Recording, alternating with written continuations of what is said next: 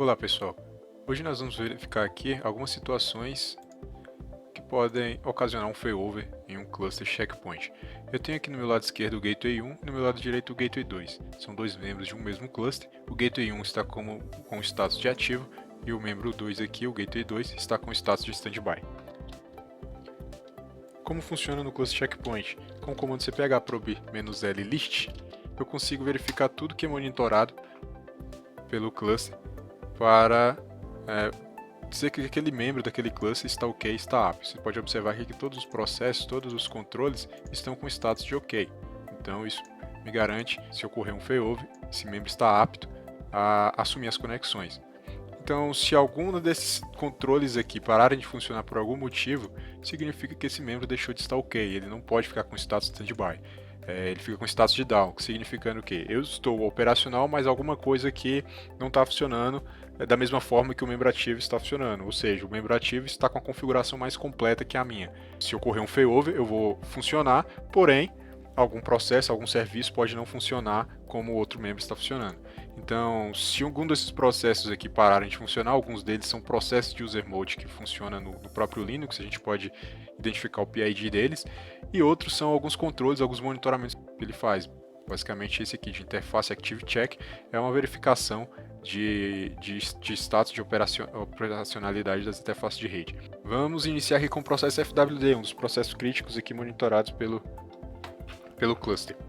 Antes da gente iniciar com o FWD, eu gostaria de mostrar o Checkpoint Watchdog com esse comando aqui, cpwd_admin list, que é responsável por monitorar os principais processos do produto Checkpoint. Então, se vocês observarem, o FWD é um dos processos monitorados pelo Checkpoint Watchdog. E para que serve esse monitoramento do Checkpoint Watchdog? Ele fica monitorando os processos para identificar quando um processo parou de funcionar. E aí o que ele faz? Quando ele identificou que esse processo não está funcionando, ele automaticamente inicia o processo de novo. Então vocês podem observar aqui que todos estão com status de E, significa que eles estão operacionais, todos os processos monitorados estão funcionando. Quando um processo para de funcionar, o status é alterado para T, então ele entende que esse processo não está funcionando e vai realizar o procedimento para iniciar novamente. E tem um contador aqui também, esse contador significa quantas vezes esses processos foram reiniciados desde o último boot do equipamento, ou desde a última vez que todos os processos foram reiniciados com o comando cpstop, cpstart, por exemplo. Então ele mostra aqui quantas vezes esse processo foi reiniciado e também a data e hora da última vez que esse processo foi iniciado. Então, com essa informação aqui agora, vamos identificar aqui o PID do processo FWD. Aqui vocês já podem observar que ele já traz, o cpwd_admin list, ele traz o PID de cada processo. Mas, para vocês observarem, como não foge muito do Linux, eu posso identificar também com o PS aqui, com o comando PS. FWD, identifiquei o processo, vocês podem observar que é o mesmo processo que é monitorado aqui, o mesmo PID. Esse processo aqui, esse PID. E agora eu vou parar, vou matar esse processo com o comando kill, outro comando Linux também. E aí vocês vão observar o que vai acontecer. Se eu voltar aqui para o cpwd_admin list, posso observar que ele mudou o status para T, porque ele identificou que o processo está down. E aí eu vou dar um watch aqui, executar um watch para a gente ver o resultado disso. Observem na minha tela esquerda que o status logo vai ser alterado para down, porque o processo parou de funcionar, o processo crítico parou de funcionar. Pronto, foi identificado, o membro agora está down, porque um dos processos parou de funcionar. Outros processos estão operacionais, ou seja, se ele ficar ativo, ele consegue funcionar alguns recursos, porém os recursos que dependem desse processo não irão funcionar. E agora a gente vai observar que o cpwd_admin list vai iniciar o processo de forma automática, sem intervenção do administrador.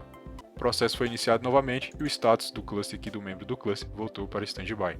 E aí a gente pode ver que aumentou aqui o contador e também a data e hora aqui foi alterada, porque o processo foi iniciado novamente neste horário.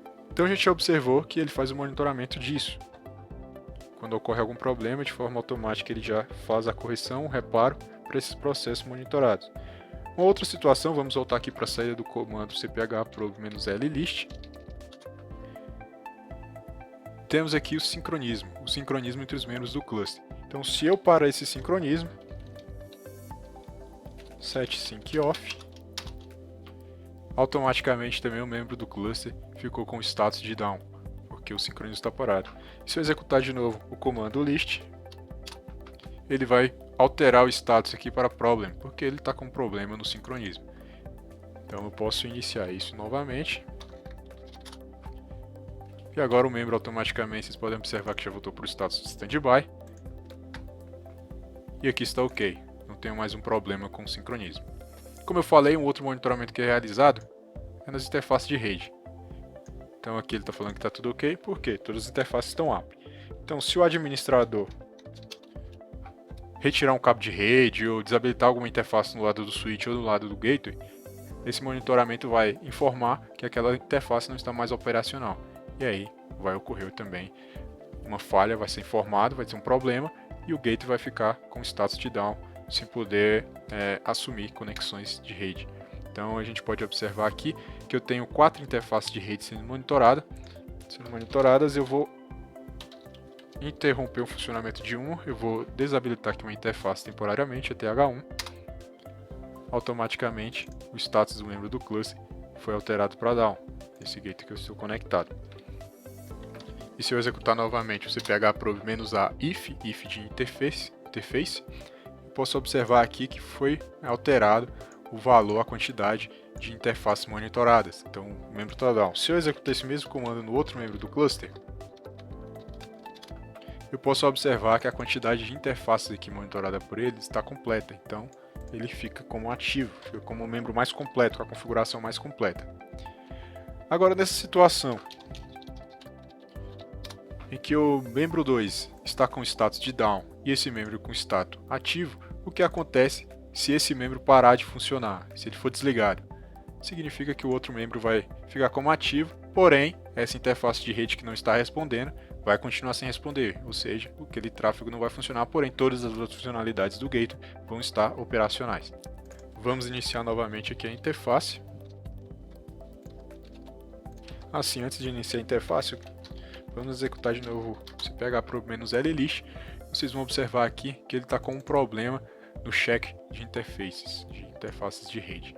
Então vamos iniciar a interface para corrigir esse problema. Vocês podem observar que agora o status ficou ok e o membro do cluster voltou para o status standby. Existem outras formas de a gente realizar um failover por meio de intervenção manual do administrador. Então, com o comando cluster excel, eu paro esse membro, ele ficou com status down. Se eu executar o mesmo comando alterando para up, novamente, ele volta para o status standby. Então essa é uma forma de você realizar um failover de forma mais segura. Você executa o comando no membro que está ativo e aí vai ocorrer o failover. Uma outra forma, parando os processos da solução, com o comando cpstop. Executando esse comando, todos os processos irão parar, consequentemente os processos críticos monitorados também, e isso vai fazer com que o membro fique com o status de down. E aí, para você iniciar os processos novamente, você executa o comando cpstart.